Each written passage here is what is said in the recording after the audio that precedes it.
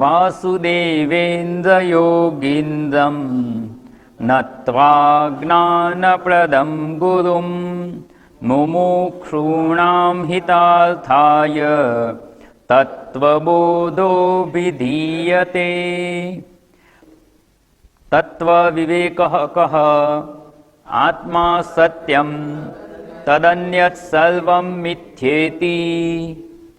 તત્વબોધનો જે બીજો વિભાગ છે એની વિચારણા આપણે પ્રારંભ કરી છે. પ્રથમ ભાગમાં સાધન ચતુષ્ટયની વિચારણા જોઈ, મંગલાચરણ, અને અધિકારીત્વ નિરૂપણમાં સાધન ચતુષ્ટયની વિચારણા જોઈ આપણે. એમાં વિવેક, વૈરાગ્ય, ષટ સંપત્તિ અને મુમુક્ષુત્વ. આ અધિકારીત્વ પ્રાપ્ત હશે તો તતઃ તત્વ વિવેકસ્ય અધિકારીણો ભવંતિ. અને આનાથી જે અધિકારીત્વ પ્રાપ્ત થાય એને આપણે શું નામ આપેલું? SCS, સાધન ચતુષ્ટય સંપત્તિ. એનાથી એડમિશન ક્યાં મળશે? પ્રસ્થાંતરીના અધ્યયનમાં.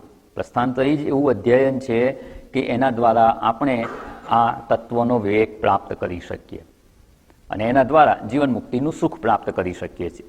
એટલે આ એક ડિગ્રી પ્રાપ્ત કરવી હોય ને, અધિકારીત્વ, એલિજિબિલિટી, SCS, તો કેટલો સમય લાગે? ધારો કે SCS છે, એવું SSC હોય તો હા, 1 વર્ષ નહીં, 10 વર્ષ લાગે. પહેલા ધોરણથી ગણવાનું અને એની આગળ હવે તો બધું હોય છે, કેજી, સિનિયર કેજી, જુનિયર કેજીને, તો 10 ને બદલે બીજા 2-3 વર્ષ લાગી જાય. તો ખાલી SSCની ડિગ્રી લેવા માટે જો 12-13 વર્ષ આપણને લાગતા હોય તો અહીંયા આપણે જે ડિગ્રી પ્રાપ્ત કરવાની છે ને, SCS, એમાં 10 વર્ષે લાગી શકે. તત્પરતા હોય તો 10 દિવસમાં એ કામ થઈ જાય, નહીં તો 10 જન્મ પણ ઓછા પડે. પણ આ ડિગ્રી પ્રાપ્ત થાય કે આ એલિજિબિલિટી પ્રાપ્ત થાય તો જ આગળ એડમિશન મળે. SSC ને HSC જો ક્લિયર કરીએ, સારું રિઝલ્ટ આવે તો આગળ કોલેજમાં એડમિશન મળે. ત્યાં સુધી એડમિશન ના મળે. 5મા ધોરણનો કોઈ વિદ્યાર્થી કહે કે મારે જવું છે કોલેજમાં, તો એ એમાં એડમિશન લઈ શકે નહીં. એટલે અહીંયા પણ આપણે આની પ્રાપ્તિનો પ્રયત્ન કરવાનો. પૂર્ણપણે પ્રાપ્ત થઈ જાય તો ખૂબ સારી વાત છે, પણ થોડે ઘણા અંશે પણ હશે ને તો આપણે અધ્યયન કરી શકીશું. અને હવે પછી જે અધ્યયન કરવાનું છે એ જે બીજો ભાગ છે એમાં તત્વ વિવેકઃ કઃ. તત્વ વિવેક એટલે શું? કેમ તો કે તત્વનો બોધ પ્રાપ્ત કરવો છે, અને તત્વનો બોધ પ્રાપ્ત કરવો હોય તો પહેલાં તત્વનો વિવેક કરવાનો. અને તત્વનો વિવેક એટલે શું? તો જે આત્મા સત્યમ તદ અન્યત સર્વમ મિથ્યા. અને એને આપણે ખૂબ વિસ્તારપૂર્વક સમજી ગયા છીએ, કારણ કે આ વેદાંતની પરિભાષા સમજાવે છે, આ બધી વ્યાખ્યા સમજાવે છે. અહીંયા જો આ સ્પષ્ટતા હશે ને તો આગળ ગમે તે ગ્રંથનું અધ્યયન કરીશું ને ખૂબ સરળતાથી આપણે એની સમજ પ્રાપ્ત કરી શકીશું. એટલે આપણે થોડોક વિશેષ સમય લઈ અને અત્યાર સુધીની વિચારણાને આત્મસાત કરવાનો પ્રયત્ન કર્યો. જો સાથે સાથે વિચારણા કરી હશે તો આ સમજ સ્પષ્ટ થઈ ગઈ હશે. એટલે આત્મા શું છે? તો કે જે હું કહીએ છીએ એ જ આત્મા કહેવાય છે. આત્માનો જ પર્યાય શબ્દ છે હું. પણ એ હું કે આત્મા, એને આપણે ઘણા બધા અર્થમાં પ્રયોજીએ છીએ. શરીરને આત્મા કહીએ છીએ, જીવને પણ આત્મા કહીએ છીએ, મનને પણ આત્મા કહીએ છીએ. જેને જેને હું કહીએ બધાને આત્મા કહેતા હોઈએ છીએ. ઉદ્ધરેદ આત્માના આત્માનમ, તેમાં અશુદ્ધ મનને શુદ્ધ મન દ્વારા ઉદ્ધાર કરવાનો છે. તો ત્યાં મનને કહ્યું છે. એટલે જેને જેને હું કહીએ એને આત્મા કહીએ છીએ. તો અહીંયા જે આત્મા શબ્દ છે શેના માટે છે? કયા અર્થમાં છે? તો કે એવો હું કે જે સત્ય છે. અને એ સત્ય હું કયો છે એની આપણે વિસ્તારપૂર્વક વિચારણા જોઈ. શરીર, તો કે શરીરને હું કહીએ તો એ નિત્ય નથી. સત્ય અર્થાત કે નિત્ય, કાયમ રહેવાવાળું. શરીર, ઇન્દ્રિયો, મન, બુદ્ધિ, જો એને હું કહેતા હોઈએ તો એ નિત્ય નથી. જીવાત્મા પણ નિત્ય નથી અને અવિકારી નિત્ય તો નથી જ. જીવ પણ જ્યાં સુધી જ્ઞાન પ્રાપ્ત ના થાય ત્યાં સુધી નિત્ય જ છે. એની પુનર્જન્મની યાત્રા ચાલુ જ રહે છે, પણ એ વિકારી નિત્ય છે. જ્યારે અહીંયા જેની વાત કરવામાં આવી છે એ આત્મા જે અવિકારી સત્ય છે, તો એવા આત્માને અહીંયા સત ચિત આનંદ સ્વરૂપ છે એ આત્મા સત્યમ તદ અન્યત સર્વમ મિથ્યા ઇતિ. અને એનાથી જે અન્ય છે એ બધું જ મિથ્યા છે. એટલે સંપૂર્ણ જગત મિથ્યા છે. અને મિથ્યા એટલે કોને કહેવાય એ આપણે સમજ પ્રાપ્ત કરી લીધી. આગળ પછી આ વિચારણા નહીં આવે. અત્યારે જે આ શબ્દો અહીંયા વપરાયા છે એટલે એની સ્પષ્ટ સમજ પ્રાપ્ત કરી લેવાની. અને સંપૂર્ણ જગત મિથ્યા છે એટલે શું છે? શાસ્ત્ર શું કહેવા માંગે છે? તો કે નામ અને રૂપાત્મક જ છે, એનું સ્વતંત્ર અસ્તિત્વ નથી. વ્યવહાર ચોક્કસ કરીએ, વ્યવહાર થાય છે. જે એક દ્રષ્ટાંત જોયું હતું કે આપણું વસ્ત્ર છે એ સત્ય છે, પણ વસ્ત્રની ઉપર કરચલી પડી ગઈ છે, તો એ કરચલી કેવી છે? સત્ય છે? કરચલી વસ્ત્ર પર છે, આપણે પહેરવું હોય તેને શું કરીએ? આપણે ઇસ્ત્રી કરીએ છીએ, બરાબર? તો આયર્નિંગ કરીએ તો એનાથી થાય છે શું? કરચલી જતી રહી કે રહી છે? જતી રહી. ક્યાં જતી રહી? જો સત્ય હોય ને તો ક્યાંક ભેગી થવી જોઈએ. જમવાના ટેબલ પર ખાધા પછી જે કંઈ થોડા ઘણા દાણા પડી રહ્યા હોય એને કપડું લઈને ભેગા કરીએ તો ભેગા થવા જોઈએ. તો શું કરચલીને આમ ઇસ્ત્રી કરીએ એટલે એક છેડે ભેગી થાય છે? ના, એનું સ્વતંત્ર અસ્તિત્વ છે જ નહીં. જણાય છે ખરી, પણ કરચલીનું સ્વતંત્ર અસ્તિત્વ નથી, એટલે સત્ય નથી. છતાં જણાય છે, વ્યવહાર પણ થાય છે, આપણે ઇસ્ત્રી પણ કરીએ છીએ, તો આ વ્યવહાર યોગ્ય છે, એટલે એને મિથ્યા કહેવામાં આવે છે. બસ જગત પણ એવું જ છે. એમાં ટેબલનું જે દ્રષ્ટાંત હતું એ ખાસ યાદ રાખવાનું. ટેબલ છે, ટેબલનો આપણે વ્યવહાર કરીએ છીએ, એનો ઉપયોગ છે, છતાં ટેબલ જેવું સ્વતંત્ર કોઈ વસ્તુ નથી. બસ સંપૂર્ણ જગત એવું છે, સંપૂર્ણ જગત મિથ્યા છે. અને અહીંયા જે આત્મતત્વનો વિવેક કરવાનો છે, એટલે જેને હું કહીએ છીએ એમાં દ્રશ્ય અને દ્રષ્ટા ભેગા થઈ ગયા છે, એને જુદા પાડવાના છે. એટલે અહીંયા જે કહ્યું આત્મા સત્યમ તદ અન્યત સર્વમ મિથ્યા ઇતિ, એની આગળ વિચારણા આવવાની છે. એનાથી અન્યત સર્વ, શરીર, ઇન્દ્રિયો, મન, બુદ્ધિ અને જગત, એ બધું જ મિથ્યા છે. તો મિથ્યા શબ્દનો અર્થ સ્પષ્ટ હોવો જોઈએ. મિથ્યા એટલે બિલકુલ નથી, જણાય જ નહીં એવું નથી. મિથ્યાત્વનો નિશ્ચય થઈ ગયો એટલે જણાય ખરું, પ્રતીત થાય, વ્યવહાર થાય, છતાં એનું સ્વતંત્ર અસ્તિત્વ નથી. સ્વતંત્ર અસ્તિત્વ તો આત્મતત્વનું જ છે. અને આ સમજનો લાભ શું થાય છે? એનું મહત્વ રહેતું નથી. જ્યારે તત્વ તરફ દ્રષ્ટિ થઈ જાય ને ત્યારે રૂપ અને નામનું મહત્વ રહેતું નથી, કે એમાં આસક્તિ પણ થતી નથી, એમાં રાગ દ્વેષ પણ થતા નથી. અને એ રાગ દ્વેષથી મુક્ત થાય આપણું મન, એના માટે પેલું ખાંડના રમકડાનું દ્રષ્ટાંત યાદ રાખવાનું. રમકડાનો ગમે તે આકાર હોય, એનાથી જે મોટા વ્યક્તિ છે જેને ખબર છે કે આ તો ખાંડના રમકડા છે, એને કોઈ ફેર પડતો નથી, એને કોઈ રૂપમાં કોઈ નામમાં આસક્તિ કે રાગ દ્વેષ નથી. નાના બાળકને થઈ શકે, એ તૂટી જાય તો પણ નાના બાળકને દુઃખ થાય, એ રમકડાને સત્ય માને છે એટલે, પણ એ ખાંડના બનેલા છે, એવી ખાંડમાં જેની દ્રષ્ટિ છે એને એના તૂટી જવાથી પણ દુઃખ થતું નથી, કે કોઈમાં રાગ કે દ્વેષ પણ સંભવતા નથી. એટલે શરીર, ઇન્દ્રિયો, મન, બુદ્ધિ અને સંપૂર્ણ જગત જો મિથ્યા છે તો એ આપણા માટે દુઃખનું કારણ બની શકે નહીં. પણ જ્યાં સુધી એને સત્ય માનીને જીવતા હોઈશું ત્યાં સુધી એ આપણા માટે દુઃખનું કારણ બની શકે છે. એટલે અહીંયા આ મિથ્યાત્વનો નિશ્ચય ખૂબ અગત્યનો છે, અને એ આપણે સમજપૂર્વક વિચારણા કરી ગયા. અને એટલે જગતનું કોઈ પણ રૂપ છે ને, રૂપ બદલાયા કરે. અત્યારે ટેબલ છે, થોડા સમય પછી નહીં હોય, એકાદ પાયો તૂટી જશે તો ટેબલ નહીં કહેવાય એને. માટીનો ઘડો છે, તો જે ઘડો નામ અને એ આકાર એ મિથ્યા છે, માટી સત્ય છે. થોડોક સમય થશે અને કોઈ કારણસર હાથમાંથી પડી ગયો તો માટીનો ઘડો ફૂટી ગયો, એટલે થયું શું? જે મિથ્યા હતું ને એનું રૂપ બદલાઈ ગયું. હવે એ થઈ ગયા ઠીકરા, નાના નાના ટુકડા થઈ ગયા, એને ઠીકરા કહીએ છીએ. ઠીકરાનું રૂપ છે, હવે ઘડો નામ કહેવાતું નથી, એનું નામ બદલાઈ ગયું ઠીકરા. એ પરિવર્તન થઈ ગયું નામ અને રૂપમાં. માટી તો એમની એમ જ છે. એટલે જ્યારે બદલાય ત્યારે એ આપણા માટે દુઃખનું કારણ બનતું નથી, અને જે બદલાય છે વિકારી એ જ મિથ્યા છે. એટલે સંપૂર્ણ જગત મિથ્યા છે, અર્થાત પરિવર્તનશીલ છે. આજે જેવું છે ને એવું ને એવું કાલે રહેતું નથી. ક્ષણે ક્ષણે પરિવર્તન પામે છે. શરીર પણ પરિવર્તન પામે છે, ઇન્દ્રિયો પણ પરિવર્તન પામે છે.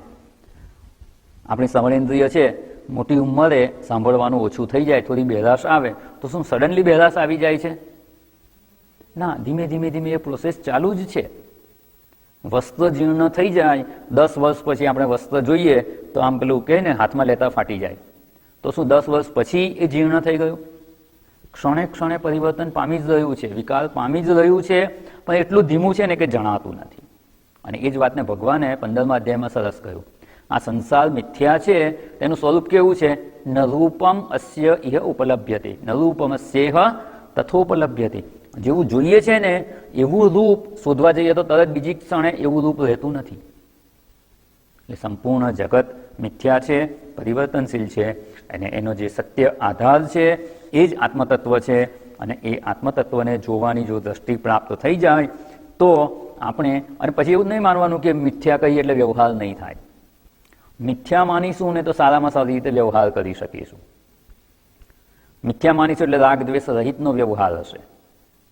એને સત્ય માનીએ છીએ ને એટલે રાગ દ્વેષ પૂર્વકનો જેવો થવો જોઈએ એવો વ્યવહાર નથી થતો. રાગ અને દ્વેષ છે, આસક્તિ છે, એટલે કર્તવ્ય પાલનમાં ચ્યુતિ થઈ જાય છે. રાગ હોય તો અકર્તવ્ય હોય તો એનું આચરણ થઈ જાય, અને દ્વેષ હોય તો જે કર્તવ્ય થતું હોય એનું આચરણ થતું નથી. પણ રાગ દ્વેષ ન હોય તો જે ડ્યુટી હોય એ કરવાની હોય. કોઈ વ્યક્તિ નોકરી કરે, કોઈ કંપનીમાં હોય, ક્યાંય કામ કરતા હોય, ત્યાં એનું જે કામ હોય એમાં એને રાગ કે દ્વેષ હોય છે. 8 થી 5 નોકરી હોય તો એ કરવાનું, એ કામ કરવાનું, ભાઈ ગમે ના ગમે એવું ત્યાં હોતું નથી.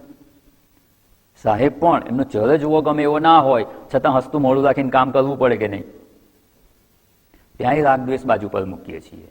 તો અહીંયા જો જગતનું મિથ્યાત્વ સમજાય ને તો રાગ દ્વેષ આપોઆપ ઓછા થઈ જાય કે છૂટી જાય, અને આપણે આપણા કર્તવ્યનું સારી રીતે આચરણ કરી શકીએ, અને વ્યવહાર પણ યથાયોગ્ય થાય. એટલે જ્યારે વ્યવહાર્ય છે અને મિથ્યા જ્યારે કહી દઈએ ત્યારે કંઈ વ્યવહારમાં કોઈ ખામી આવતી નથી. એટલે શું શું મિથ્યા છે તદ અન્યત? તો કે શરીર, ઇન્દ્રિયો, મન, બુદ્ધિ, શરીર દ્વારા ઉપાર્જિત ધન, સત્તા, સંપત્તિ, જે કંઈ છે ને સંપૂર્ણ જગત એ મિથ્યા દ્રષ્ટિથી જોવાનો પ્રયત્ન કરવાનો. એ સત્ય માનીને સ્વીકારેલું એટલા માટે એ આપણા માટે દુઃખરૂપ થાય છે, પણ જો એને મિથ્યા માનીશું તો એ દુઃખરૂપ થશે નહીં. એટલે અહીંયા આ જે આપણે થોડોક મિથ્યા શબ્દને સમજવાનો પ્રયત્ન કરેલો, એને સાર રૂપે આપણે આ વિચારણા ફરીથી જોઈ રહ્યા છીએ, અને ત્યારબાદ આપણે ગ્રંથના આગળના વિષયમાં પ્રવેશ કરીશું. એટલે આ એક કહીએ ને કે જો બીજું એક દ્રષ્ટાંત લેવું હોય તો એવું કહી શકાય કે આ મિથ્યા છે એટલે કેવું છે? તો કે સ્વપ્નવત છે. આ શબ્દ સાંભળેલો હશે. તો સ્વપ્ન એ સત્ય છે કે મિથ્યા છે?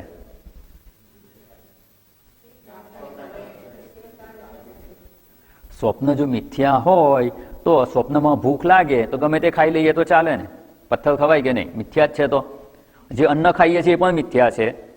રોટલી મિથ્યા છે તો પથ્થર એ મિથ્યા છે. તો રોટલીને બદલે પથ્થર ખાઈએ તો? સ્વપ્ન કાળે સત્ય છે, પણ જેવા જાગીએ ત્યારે એ મિથ્યા જણાય છે. કેમ મિથ્યા જણાય છે? થોડોક વિચાર કરી લઈએ. છેલ્લો એક મુદ્દો છે આપણો કે આ જગતને મિથ્યા દ્રષ્ટિથી જોઈએ એટલે કેવું પરિવર્તન આવી જાય આપણી દ્રષ્ટિમાં. જેવી રીતે જાગીએ ત્યારે સ્વપ્નનું બધું જ મિથ્યા જણાય છે, કશું જ સત્ય નથી. પણ જ્યારે સ્વપ્ન જોતા હતા ત્યારે સત્યવત જણાય છે. જેવું જાગ્રતમાં જણાય એવું જ સત્ય જણાય. એમાં આપણા મિત્ર હોય એ જો સ્વપ્નમાં દેખાય તો એની સાથે મિત્ર જેવો જ વ્યવહાર થાય, અને કોઈ શત્રુ હોય તો શત્રુ જેવો જ વ્યવહાર થશે. ક્યાં તો સ્વપ્ન છે, મિથ્યા છે, શત્રુ સાથે જઈને બેસી જાય તો કે ના, એ બનશે જ નહીં. શત્રુભાવ જો મનમાં હશે તો સ્વપ્નમાં પણ એવો જ વ્યવહાર થશે. પણ જેવા સ્વપ્નમાંથી જાગીએ ત્યારે સમજાય છે કે એ સત્ય નથી. કેમ સત્ય નથી? તો કે જાગ્રત અવસ્થામાં સ્વપ્ન જેવો કોઈ વ્યવહાર થતો નથી, કે સ્વપ્નમાં જે વ્યવહાર થતો હતો એ વ્યવહાર ચાલુ રહેતો નથી. જે કંઈ હતું બધું ત્યાં પૂરું થઈ ગયું. સ્વપ્નમાં લોટરી લાગી હોય તો એ ધન લઈ અને જાગ્રતમાં આવી શકાતું નથી. એટલે સ્વપ્નનું કશું જ જાગ્રતમાં ઉપયોગી નથી થતું, કે સ્વપ્નમાં જે વસ્તુ હતી જે વ્યવહાર કરતા હતા એ જાગ્રતમાં કરી શકતા નથી. એટલે આપણે સ્વપ્નને શું કહીએ છીએ? મિથ્યા છે. બરાબર? તો આ જાગ્રત એ કેવું છે? જાગ્રતને સત્ય માનીએ છીએ, શું એ ખરેખર સત્ય જેવું છે ખરું? તો કે ના. સ્વપ્નને કેમ મિથ્યા માની લીધું? તો કે જાગ્રતમાં એ ઉપયોગી નથી. તો જાગ્રતનું શું સ્વપ્નમાં ઉપયોગી છે? જો એ છે એ બીમાં ઉપયોગી નથી તો શું બી એમાં ઉપયોગી છે? તો કે ના, જાગ્રતનું છે એ પણ સ્વપ્નમાં કોઈ ઉપયોગી નથી. જો સ્વપ્નનું જાગ્રતમાં ઉપયોગી નથી એટલે આપણે એને મિથ્યા માનીએ છીએ કે સત્ય નથી લાગતું. તો જાગ્રત છે એ સ્વપ્નમાં ઉપયોગી છે? રાજા જનકનું પ્રસિદ્ધ દ્રષ્ટાંત છે. જાગ્રતમાં એ વિદેહ નગરીના રાજા છે અને સ્વપ્નમાં ભિખારી થઈ ગયા. તો એમની જાગ્રતની સંપત્તિ કામ લાગી? ના. આપણા સ્વપ્નની સંપત્તિ જાગ્રતમાં કામ નથી લાગતી એટલે સ્વપ્નને મિથ્યા કહીએ છીએ. તો જાગ્રતનું સ્વપ્નમાંય કામ નથી લાગતું તો જાગ્રત શું છે? સ્વપ્ન કાળે મિથ્યા, પાછા જાગ્રતમાં આવીએ એટલે સત્ય માની લઈએ છીએ. પણ ખરેખર જ્ઞાનમાં જાગી જઈએ તો મિથ્યા થઈ જાય. જાગ્રત અવસ્થામાં જ જો આત્મ સ્વરૂપના જ્ઞાનમાં જાગી જઈએ તો એને શું જાગ્રત કેવું જણાશે? મિથ્યા જણાશે. સ્વપ્નમાંથી જાગીએ એટલે સ્વપ્ન મિથ્યા જણાય છે. પણ અત્યારે જે જાગ્રત અવસ્થા છે, જગતને સત્ય માની અને વ્યવહાર કરીએ છીએ, જો આપણા આત્મ સ્વરૂપના જ્ઞાનમાં જાગી જઈએ અર્થાત જગતનું મિથ્યાત્વ જણાઈ ગયું તો આખું જાગ્રત જગત મિથ્યા થઈ જશે.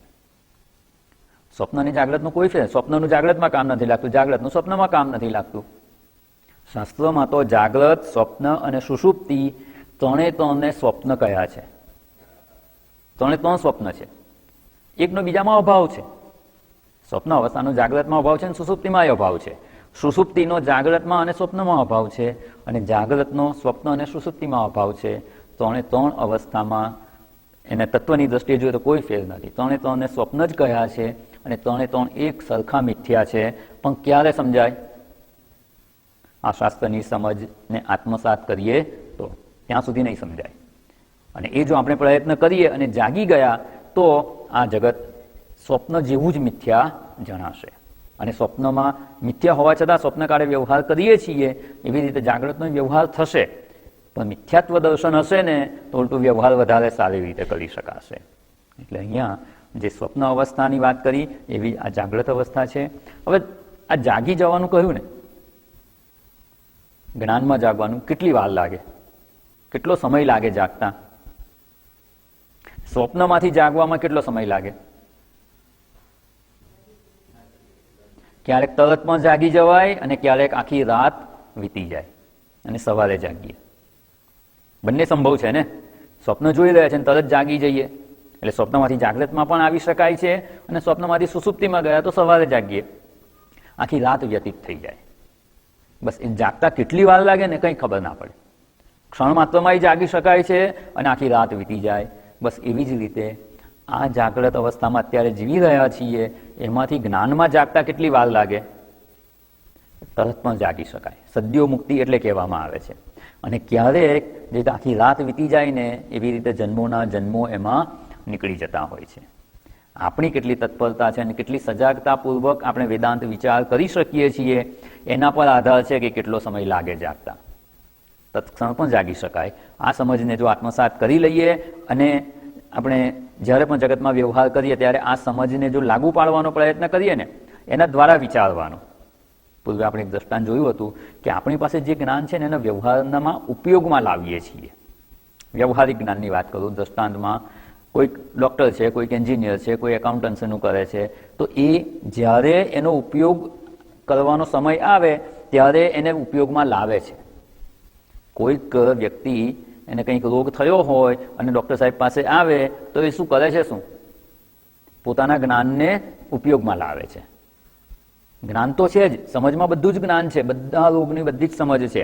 પણ સામે જે વ્યક્તિ ઉપસ્થિત છે એને જે રોગ થયો હશે એને કેવી રીતે દૂર કરી શકાય એ જ્ઞાનને ઉપયોગમાં લે છે. જ્ઞાન છે એને ઉપયોગમાં લે છે.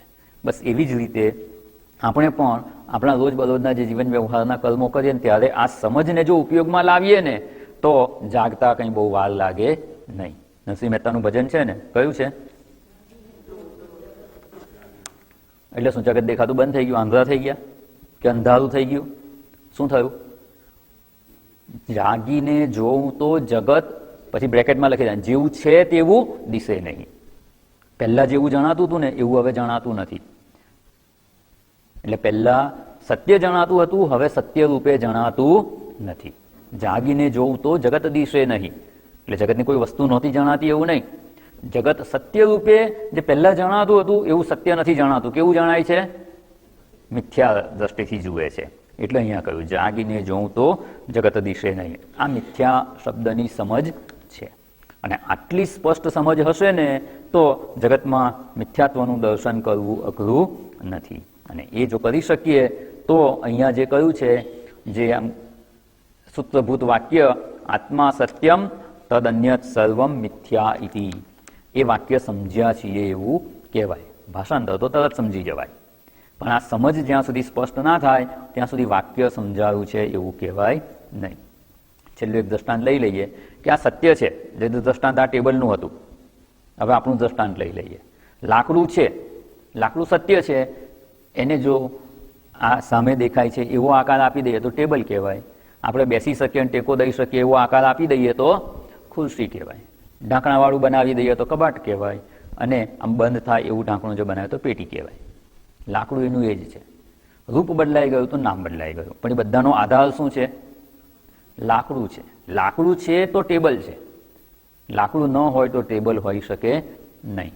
એવી રીતે દ્રષ્ટાંતમાં જોવું હોય તો એવું કહી શકાય કે માણસ છે, માણસ છે એ સત્ય છે, પછી એ પિતા છે, એ શિક્ષક છે, એ પુત્ર છે, એ ખેડૂત છે. આ જે છે એ શું છે? એ ઉપાધિ છે, એ મિથ્યા છે. એ થોડોક સમય હોય ને થોડોક સમય ન પણ હોય. ખેતરમાં જઈને ખેતી કરે ત્યાં સુધી ખેડૂત છે, પછી ખેડૂત નથી, પણ માણસ કાયમ માટે છે. એટલે જે માણસ છે એ સત્ય છે, એ શિક્ષક છે, પિતા છે, ખેડૂત છે, એ જે કહેવામાં આવે છે એ મિથ્યા છે. એટલે આપણી બધી જ વ્યવહારિક ઉપાધિ મિથ્યા કહેવામાં આવે છે.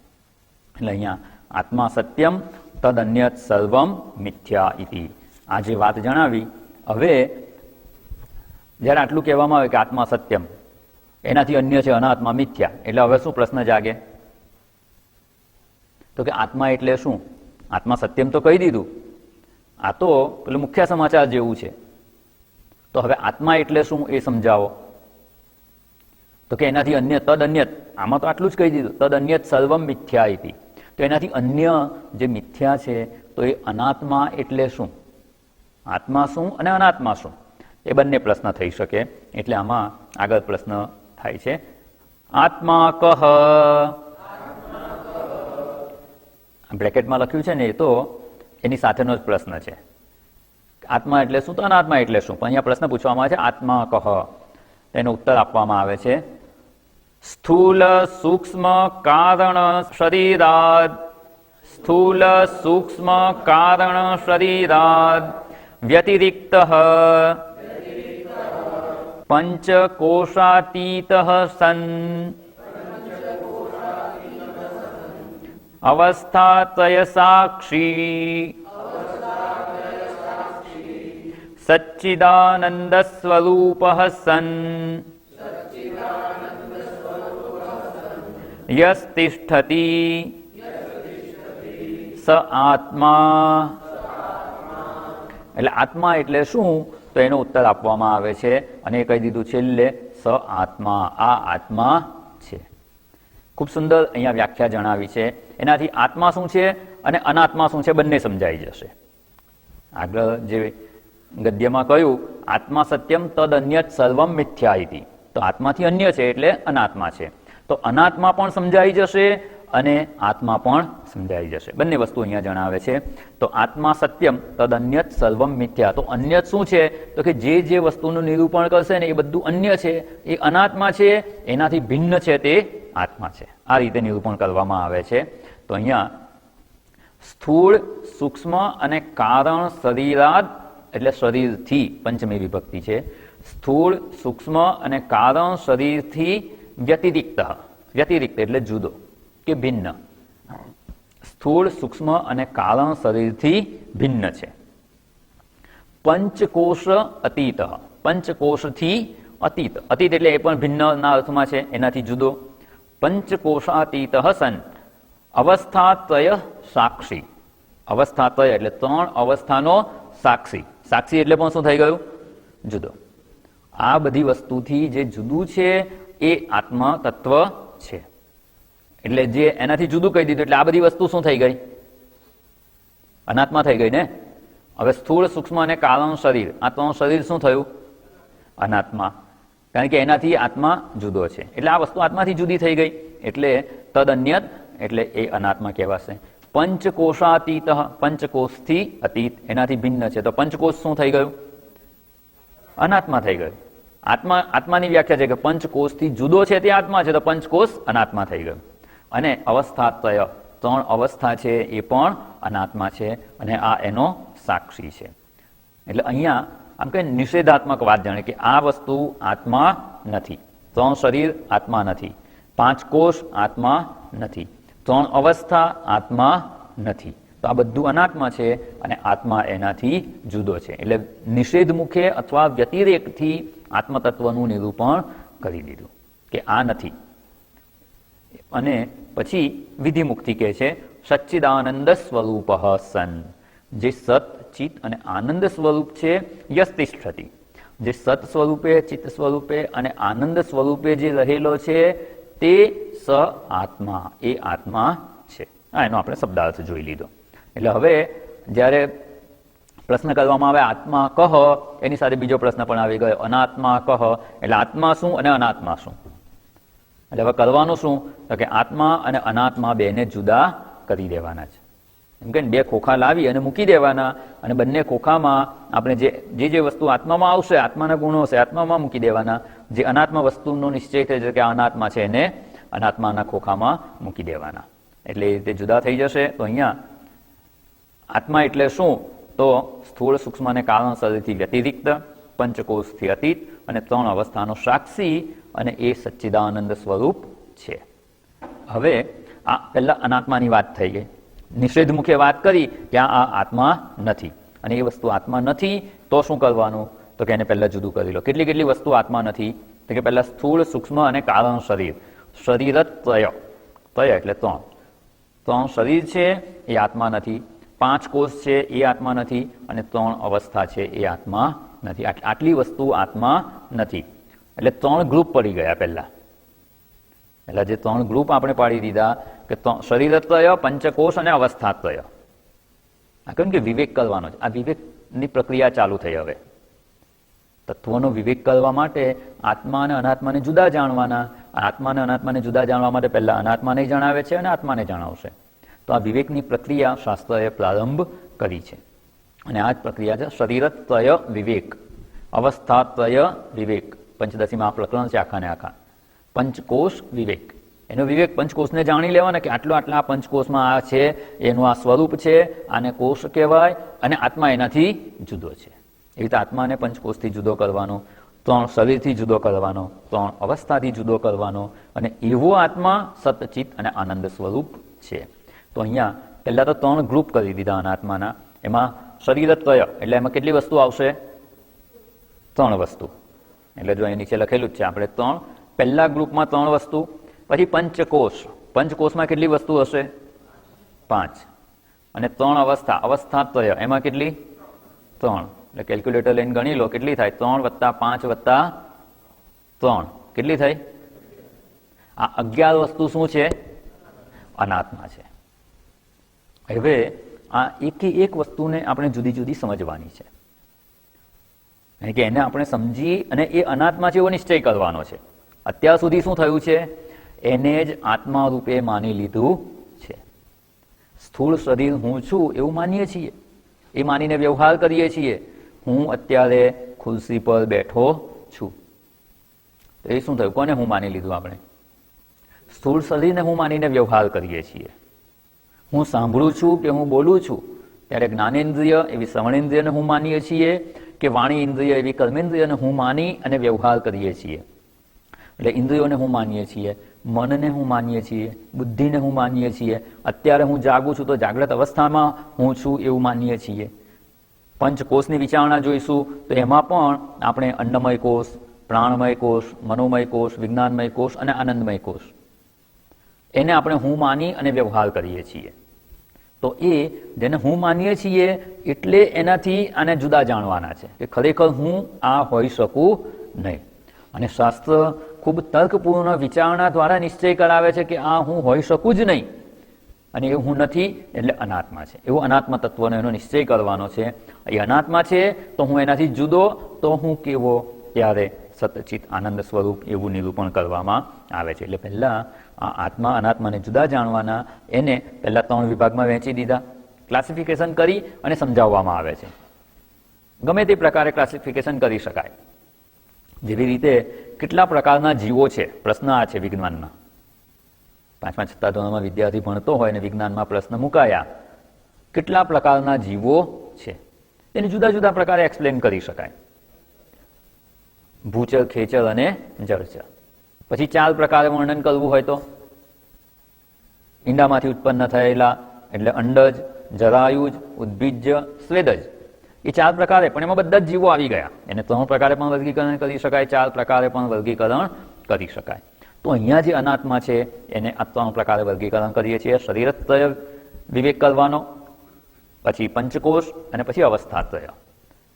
એટલે અહીંયા આ જે 3, 5 અને 3 એમ 11 અનાત્મા છે. પૂર્વે કહ્યું કે આ જે તત્વ વિવેક કરવાનો છે, આત્મા સત્યમ તદ અન્યત સર્વમ મિથ્યા ઇતિ, તો તદ અન્યત સર્વમ મિથ્યા, સર્વ અનાત્મા મિથ્યા છે, તો એ અનાત્માનું વિવરણ આગળ આવે છે. હવે કે ને અબ સમાચાર વિસ્તાર છે. મુખ્ય સમાચાર થઈ ગયા, હવે એનો વિસ્તાર કરવામાં આવે છે અને એટલું વિસ્તારપૂર્વક વિચારણા કરી અને અનાત્માનો નિશ્ચય કરવાનો છે. એટલે અહીંયા આમાં આપણને સ્પષ્ટ થઈ જશે કે અનાત્મા શું છે, આત્મા શું છે. આ 2 ખોખા કહે ને, 2 ખોખામાં જુદું કરી દઈએ તો આપણને જુદી વસ્તુ સમજાઈ જશે. તો 3 શરીર, શરીરત્રય, પંચકોશ અને અવસ્થાત્રય એ અનાત્મા છે. સત, ચિત અને આનંદ સ્વરૂપ છે એ આત્મા છે. તો આટલી અહીંયા આ વિચારણા જણાવવામાં આવી. અને પછી જે સ્થૂલ સૂક્ષ્મ કારણ શરીરાદ વ્યતિરિક્ત, સ્થૂલ સૂક્ષ્મ કારણ શરીરાદ વ્યતિરિક્ત, એનાથી જુદો. 3 જગ્યાએ જે શબ્દ છે ને એ સમજવાનો પ્રયત્ન કરી લઈએ. શરીર એટલે સ્થૂળ શરીર, સૂક્ષ્મ શરીર અને કારણ શરીરથી વ્યતિરિક્ત, જુદું કરી દીધું એને. એનાથી જુદો છે તે આત્મા છે. પંચકોશમાં અન્નમય કોષ, પ્રાણમય કોષ, મનોમય કોષ, વિજ્ઞાનમય કોષ અને આનંદમય કોષ, એનાથી અતીત. અતીત એટલે એ પણ જુદો. એટલે આ 5 કોષ, એની વિચારણા આપણે જોવાની છે. ત્યારબાદ છે અવસ્થાત્રય. 3 અવસ્થા છે. આપણા બધાને 3 અવસ્થા તો છે, જાગ્રત, સ્વપ્ન અને સુષુપ્તિ. તો આ 3 અવસ્થા છે એ આપણા 3 અનુભવની જુદી જુદી અવસ્થા છે. 3 અવસ્થાના અનુભવ જુદા જુદા છે. 5 કોષ જોયા, એ 5 કોષ આપણા 5 વ્યક્તિત્વના પાસા છે અને એક પ્રકારનું આવરણ છે, એનાથી આપણું આત્મતત્વ ઢંકાયેલું છે. અહીંયા અવસ્થાત્રય સાક્ષી, એનો સાક્ષી એટલે એ પણ એનાથી જુદો. અને એવો જે આત્મા છે એ સત, ચિત અને આનંદ સ્વરૂપ છે. એટલે જુદી જુદી રીતે આ વર્ગીકરણ કરવામાં આવે છે. એમાં શાસ્ત્ર સંશોધન કરી અને આ અનાત્માને જુદા પાડવાનું કે વર્ગીકરણ કરવાની આ પદ્ધતિ અપનાવેલી છે. જે રીતે શરીર છે આપણું શરીર, એને જુદા જુદા દ્રષ્ટિકોણથી સમજવામાં આવે છે. મેડિકલની ભાષામાં જોઈએ તો ડૉક્ટર એલોપેથી છે એ જુદી દ્રષ્ટિએ જુએ છે. કંઈ પણ રોગ થયો તો કે આ બેક્ટેરિયા, આ વાયરસ લાગી ગયો, કે આ થયો, આ રોગ થયો, કંઈક પોતાની દ્રષ્ટિએ એક્સપ્લેનેશન આપે છે અને ઉપાય જણાવે છે. હોમિયોપેથીમાં જઈએ તો એનું જુદું લોજિક આપે છે, એની દવા પણ જુદી છે. આયુર્વેદમાં જઈએ તો એ કહે છે કફ, વાત અને પિત્ત એ ઇમ્બેલેન્સ થયું છે, એને લીધે આ રોગ થયો છે. દરેક પોતપોતાની દ્રષ્ટિએ એનું વર્ગીકરણ કરે છે. એમાં કોઈ સાચું ખોટાનો પ્રશ્ન નથી, દ્રષ્ટિકોણ માત્ર બદલાય છે. અને એ દ્રષ્ટિકોણ બદલાય છે એવી રીતે અહીંયા પણ શરીરત્રય, 3 શરીર, તો 3 શરીર અને પંચકોષ જુદા છે, એ જ એમાં વહેંચાયેલા છે. એક જુદી દ્રષ્ટિકોણથી એનું વર્ગીકરણ કરેલું છે. પંચકોષ કહીએ ત્યારે જુદા દ્રષ્ટિકોણથી વર્ગીકરણ છે અને અવસ્થાત્રય કહીએ ત્યારે જુદા દ્રષ્ટિકોણથી વર્ગીકરણ કરવામાં આવેલું છે. એટલે અહીંયા આજે શાસ્ત્ર અહીંયા સમજાવે છે, અનાત્માનું વર્ગીકરણ કરી જુદું પાડી અને સમજાવે છે. અને જુદું પાડીએ તો સમજવામાં સરળતા રહેશે. એટલે અહીંયા અનાત્મા શું છે એની વિચારણા જોઈ. થોડીક એને વિસ્તારપૂર્વક આપણે સમજવાનો પ્રયત્ન કરીએ. અને પછી જે આ 11 વસ્તુ છે ને, 11 વસ્તુ કઈ કઈ થઈ આપણી પાસે? સ્થૂળ શરીર, સૂક્ષ્મ શરીર, કારણ શરીર, અન્નમય કોષ, પ્રાણમય કોષ, મનોમય કોષ, વિજ્ઞાનમય કોષ અને આનંદમય કોષ. જાગ્રત અવસ્થા, સ્વપ્ન અવસ્થા અને સુષુપ્તિ અવસ્થા. 11 વસ્તુ આપણે સમજવાની છે. એટલે ધીરજ રાખી અને સમજીશું. પૂર્વે જે વિચારણા કરીને આપણે એ ખૂબ વિસ્તારપૂર્વક જોઈ છે, અધિકારીત્વ નિરૂપણ. પછી આનું જે મુખ્ય વાક્ય છે, સંગ્રહ વાક્ય, એને વિસ્તારપૂર્વક સમજવાનો પ્રયત્ન કર્યો. હવે આમાં એટલો બધો સમય લાગશે નહીં.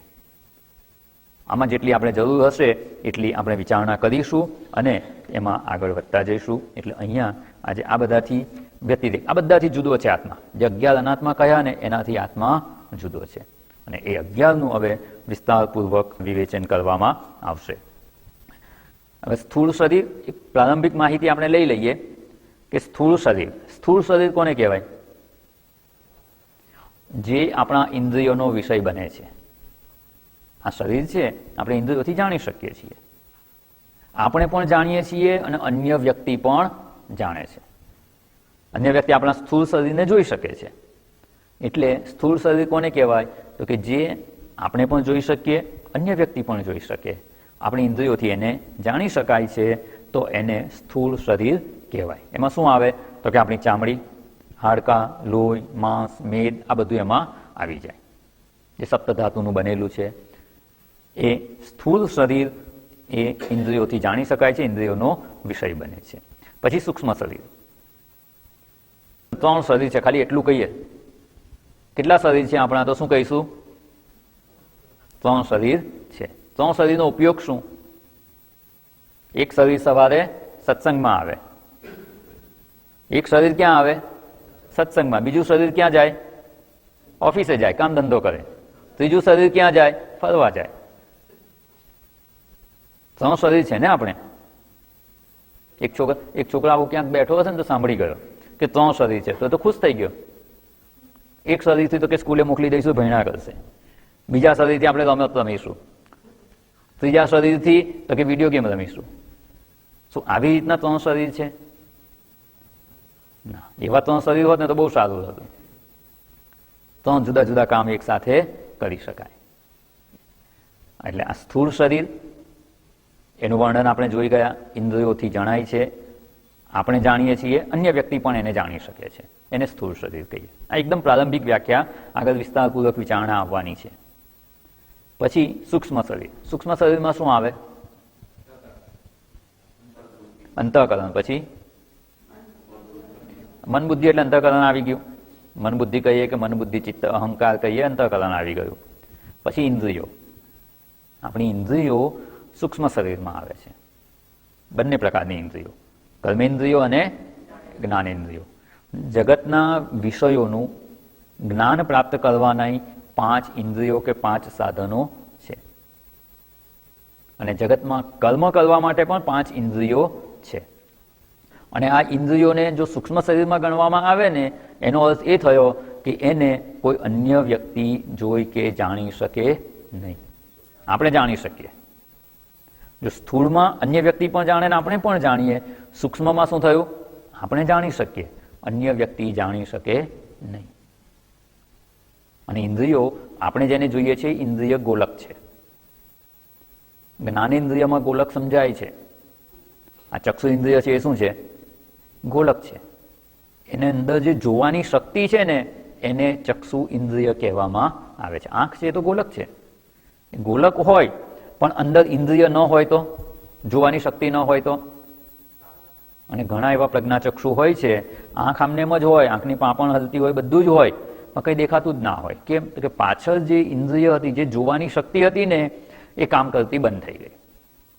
એટલે આંખો એમનેમ જ હોવા છતાં હવે જોઈ શકે નહીં, તો એ ચક્ષુ ઇન્દ્રિય કામ કરે છે એવું કહી શકાય નહીં. એટલે કોઈ વ્યક્તિ સામે બેઠી હોય અને આંખો ખુલ્લી છે, આંખો પટપટાવે છે, બધું જ છે, પણ એની અંદર ચક્ષુ ઇન્દ્રિય છે કે નહીં એ આપણે જાણી ના શકીએ. એટલે અન્ય વ્યક્તિ ના જાણી શકે, પોતે જાણી શકે. એને ખબર પડે કે મારી આંખો ખુલ્લી છે પણ મને દેખાતું નથી. કાન આમનેમ જ છે, એ ગોલક છે. એની અંદર શ્રવણ કરવાની જે શક્તિ છે ને એ શ્રવણેન્દ્રિય છે. એ કંઈ જેને બહેરાશ આવે એટલે કંઈ કાન અહીંથી ખરી પડે એવું નથી. આ કાન એમનેમ જ રહે છે. એ કાનની અંદર પેલું કઈ કાઉન્ટર પર બેઠેલા ઓફિસર હોય, ટિકિટ લેવા જઈએ તો ટિકિટ વિન્ડો હોય, પણ પાછળ ઓફિસર ના બેઠો હોય તો ટિકિટ મળે ખરી? ના મળે. ટિકિટ આપનાર કોઈ ઓફિસર હોવો જોઈએ તો વ્યવહાર થાય. એવી રીતે આ ગોલક છે એ સ્થૂળ શરીરનો ભાગ છે. એને આપણે અને અન્ય વ્યક્તિ પણ જોઈ શકે છે. પણ એની અંદર જે ઇન્દ્રિય રહેલી છે, ઇન્દ્રિય એટલે શક્તિ, એ શક્તિ રૂપ જ છે.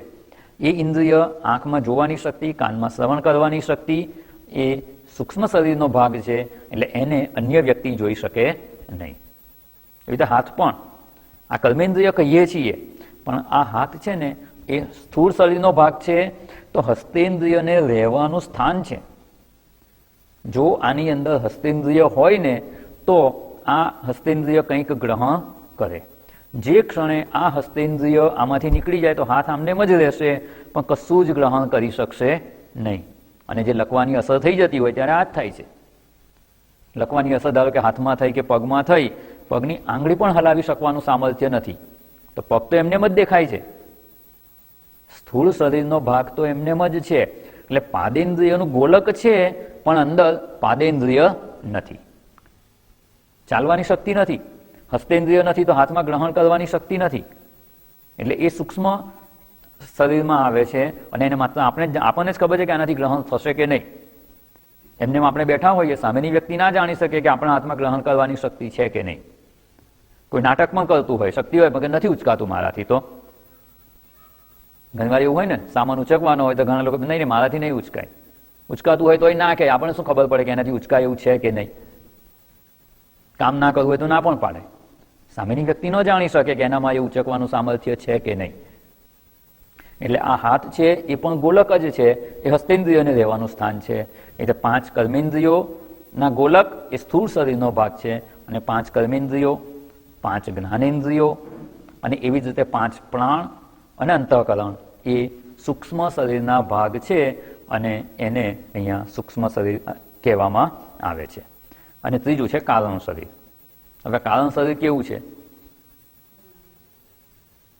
આ બંને શરીરની ઉત્પત્તિનું કારણ હોવાથી એને કારણ શરીર કહેવાય છે. આ 3 શરીર કહ્યા એટલે એનો અર્થ એવો નહીં માનવાનો કે જેવું આ શરીર 5 ફૂટનું જે હાથ પગ વાળું છે એવું સૂક્ષ્મ શરીર પણ એવું જ હોય, અને કારણ શરીર પણ એવું જ હોય, એવું નથી. અહીંયા શરીરની વ્યાખ્યા આપણે જોવાની છે. શરીર શબ્દનો પણ અર્થ સમજવાનો છે, કારણ કે આમાં શબ્દ આવેલો જ છે શ્લોકમાં, એટલે એની વિચારણા જોઈશું. સ્થૂળ શરીરમાં શરીર શબ્દની વ્યાખ્યા આવે છે. અત્યારે તો આપણે આ જ જોઈ રહ્યા છીએ કે સ્થૂળ શરીર, સૂક્ષ્મ શરીર અને કારણ શરીર. હવે કારણ શરીર એને કેમ કારણ શરીર કહેવામાં આવે છે? તો કે સ્થૂળ અને સૂક્ષ્મ બંને શરીરની ઉત્પત્તિનું કારણ હોવાથી એને કારણ શરીર એવું નામ આપવામાં આવે છે. વાસ્તવમાં એ અજ્ઞાન જ છે, અને એની અવસ્થા સુષુપ્તિ અવસ્થા છે, અને એમાંથી જ અજ્ઞાન હોવાથી જ સ્થૂળ અને સૂક્ષ્મ શરીર ઉત્પન્ન થાય છે. પછી જેમ કહ્યું ને કે પંચકોષ, 5 કોષ કયા કયા? તો કે અન્નમય કોષ, પ્રાણમય કોષ, મનોમય કોષ, વિજ્ઞાનમય કોષ અને આનંદમય કોષ. તો આ જે 5 કોષ છે ને એની પણ આગળ ખૂબ સુંદર વિચારણા જણાવવાના છે. અત્યારે કોષ એટલે શું? કોષ એટલે આવરણ. કોઈક વસ્તુને ઢાંકે ને એનો કોષ કહેવાય. તલવાર હોય, તલવાર ખુલ્લી પડી હોય તો આપણને તલવાર દેખાય, પણ એને કોષમાં મૂકી દઈએ તો, મ્યાનમાં મૂકી દઈએ તો, તલવાર જો મ્યાનમાં મૂકેલી હોય તો શું દેખાય આપણને? મ્યાન જ દેખાય ને. એનું જે મ્યાન હોય, મ્યાન જ કહેવાય ને. તલવાર મૂકે તે એની અંદર મૂકી દીધો, તલવાર નથી જણાતી. શું જણાય છે? મ્યાન જણાય છે. એટલે જેનાથી ઢંકાયેલું હોય ને એ જણાય. અત્યારે આ પુસ્તક જણાય છે કે નહીં? આ પુસ્તક જણાય છે. હવે ધારો કે હું આ વસ્ત્ર લઈ અને આ ઢાંકી દીધું, હવે શું જણાય છે? વસ્ત્ર જણાય છે. વસ્ત્ર એનું આવરણ થઈ ગયું. એ આવરણની નીચે પુસ્તક ઢંકાયેલું છે. એટલે જ્યારે આવરણ કહીએ કે કોષ કહીએ એનો અર્થ એ થયો કે કશીક વસ્તુને ઢાંકે છે. એટલે ઈશાવાસ્ય ઉપનિષદનો પહેલો જ મંત્ર છે ને, શું છે? ઈશાવાસ્યમ ઇદમ સર્વમ. જે કંઈ જગત છે ને એને ઈશ ભાવથી ઢાંકી દો. વસ આચ્છાદન કરી દો, ઢાંકી દો. જે જગત જણાય છે ને અત્યારે જગત બુદ્ધિથી જોઈએ છીએ, એને શું કરવાનું? એ ઈશ્વર છે એવી બુદ્ધિથી જુઓ. એટલે શું થયું? આ પુસ્તક છે એને આ વસ્ત્ર બુદ્ધિથી જુઓ એટલે વસ્ત્ર જણાશે. તો ઈશ બુદ્ધિથી જુઓ, સર્વત્ર ઈશ્વર દર્શન કરો. ત્યારે એવું કહેવામાં આવે ત્યારે આખું જગત ઈશ્વર બુદ્ધિથી ઢંકાઈ ગયું એટલે ઈશ્વર જણાશે.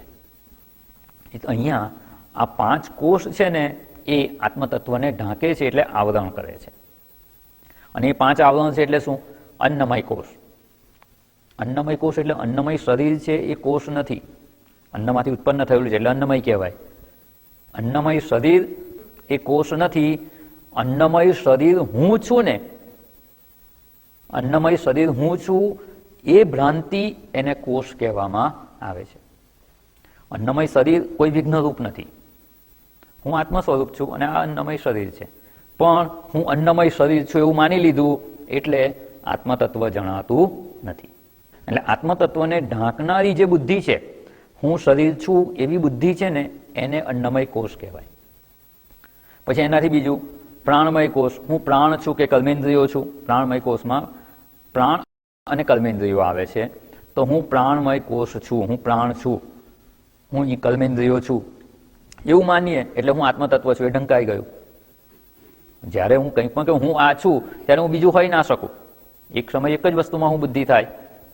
જ્યારે હું પ્રાણમય કોષ છું, હું ઇન્દ્રિયો છું એવું માનીએ ત્યારે આત્મ સ્વરૂપ ઢંકાઈ ગયું. આત્મ સ્વરૂપ ઢંકાયું શેનાથી? તો કે હું પ્રાણમય કોષ છું. જ્ઞાનેન્દ્રિયોને હું માનીએ તો જ્ઞાનેન્દ્રિયો એની પાછળ મન હોય ત્યારે જ કાર્ય કરતી હોય છે કે એના વિષયોનું ગ્રહણ કરે. એટલે મન અને જ્ઞાનેન્દ્રિયો એટલે મનોમય કોષ. હું શ્રવણ કરું છું તો શ્રવણેન્દ્રિયને હું માની લીધું તો એ મનોમય કોષ કહેવાય. અને મનોમય કોષ જ્યારે માનીએ આપણે ત્યારે આત્મ સ્વરૂપ ઢંકાઈ ગયું. હું આત્મ સ્વરૂપ છું એ જણાતું નથી. એટલે વિજ્ઞાનમય કોષ, બુદ્ધિ અને જ્ઞાનેન્દ્રિયો એને હું માનીએ તો એનાથી પણ આત્મ સ્વરૂપ ઢંકાયેલું રહે છે. અને આનંદમય કોષ, સુષુપ્તિ સમયે આપણા સ્વરૂપનું જ્ઞાન નથી અને સુખેનમયા નિદ્રા અનુભૂયતે. સુખપૂર્વક હું સૂતો હતો, મને કંઈ ખબર નથી, તો એ અજ્ઞાનનું આવરણ છે. તો એનાથી પણ આત્મ સ્વરૂપ ઢંકાયેલું. હું સતચિત આનંદ સ્વરૂપ છું એની સમજ રહેતી નથી, એ જ્ઞાન રહેતું નથી. એ જ્ઞાન ભ્રાંતિઓથી ઢંકાયેલું છે એટલે આને કોષ કહેવામાં આવે છે. એટલે આ પંચકોષ પણ અનાત્મા છે અને એ ભ્રાંતિ દૂર થઈ જશે. એ અનાત્મા છે એવું સમજાઈ જશે, એ હું છું એ ભાવ છૂટી ગયો તો આત્મ સ્વરૂપનું દર્શન થઈ જશે. પણ એ ભ્રાંતિ છે તો આત્મ સ્વરૂપ જણાતું નથી એટલે એને કોષ કહેવામાં આવે છે. એ આત્મ સ્વરૂપને ઢાંકનાર છે. કંઈ આ પુસ્તકને વસ્ત્રથી ઢાંકીએ એવી રીતે નથી ઢાંકતું. આ પંચકોષની જે ભાવ છે, હું શરીર છું, હું ઇન્દ્રિયો છું, હું મન છું, હું બુદ્ધિ છું, આ પંચકોષ હું છું એવો ભાવ જ્યાં સુધી છે ત્યાં સુધી આત્મ સ્વરૂપ જણાતું ન હોવાથી એને કોષ કે આવરણ કહેવામાં આવે છે. જે રીતે અભિનેતા એક જ હોય પણ એ જુદા જુદા મેકઅપ કરે તો જણાય શું? અભિનેતા એક જ છે, એ રાજાનો વેશ ધારણ કરે છે. કોણ જણાશે? રાજા જ જણાશે. એ ઓરિજિનલ કયો અભિનેતા છે એ આપણને ખબર નથી. જો એને જોયો ના હોય ત્યાં સુધી આપણને ખબર ના પડે કે આ તો રાજા છે. પછી બીજી સિરિયલ હોય કે બીજું કોઈ પિક્ચર હોય ને એમાં આવે ભિખારી થઈને આવે, કોઈકમાં પોલીસ થઈને આવે, કોઈકમાં ખેતી કરો તો ખેડૂત થઈને આવે, કોઈકમાં વેપારી થઈને આવે, કોઈકમાં ચોર થઈને આવે. આ જુદા જુદા મેકઅપ કરીને આવે તો આપણે શું જોઈએ છીએ? એનો મેકઅપ અને અભિનય જોઈએ છીએ. એટલે ક્યારેક એને ચોર રૂપે જોઈએ, ક્યારેક રાજા રૂપે જોઈએ, ક્યારેક ભિખારી રૂપે જોઈએ, ક્યારેક ખેડૂત રૂપે જોઈએ. પણ મૂળ અભિનેતા કોણ છે એ આપણે જાણતા નથી.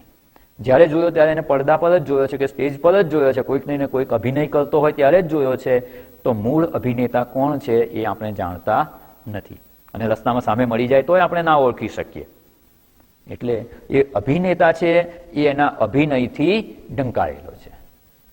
અભિનયનું એનો જે મેકઅપ છે એનું આવરણ છે એટલે મૂળ અભિનેતા આપણને જણાતો નથી. એટલે એ જે અભિનય કરી રહ્યો છે એ એના માટે કોષ બની જાય છે. એવી રીતે અહીંયા પંચકોષ છે, એનાથી આપણું જે પંચકોષ એટલે 5 પ્રકારનું આપણું વ્યક્તિત્વ છે. 5 પ્રકારના વ્યક્તિત્વથી આ આત્મતત્વ ઢંકાયેલું છે અને એ અનાત્મા છે એવું જાણીએ ત્યારે આપણે આત્મ સ્વરૂપને જાણી શકીશું. એ અનાત્મા છે તો આત્મા શું છે? તો કે સતચિત આનંદ સ્વરૂપ.